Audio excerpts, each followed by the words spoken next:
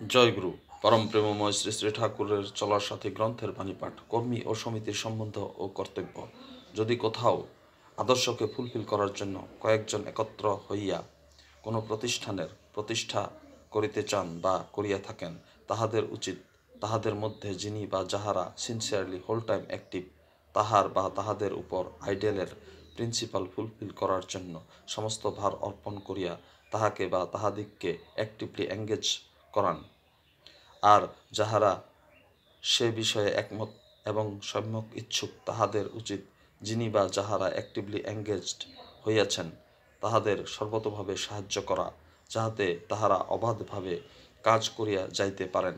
তাহাদের ভিতর যে সমস্ত বাধা বিপত্তি আসিয়া হাজির হইয়াছে বা হইতে পারে, বিবেচনা করিয়া ক্ষিপ্র হস্তে তাহার নিরাকরণ, অর্থ সামর্থ্য ও আলোচনা পরামর্শ দিয়া তাহাকে বা তাহাদের ওয়েল ইকুইপড করিয়া দেওয়া ইত্যাদি।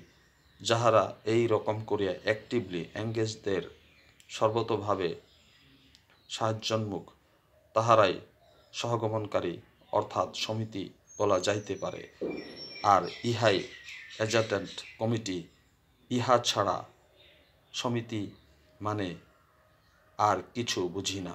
বাণী সংখ্যা 298। ওম শান্তি, ওম শান্তি, ওম শান্তি।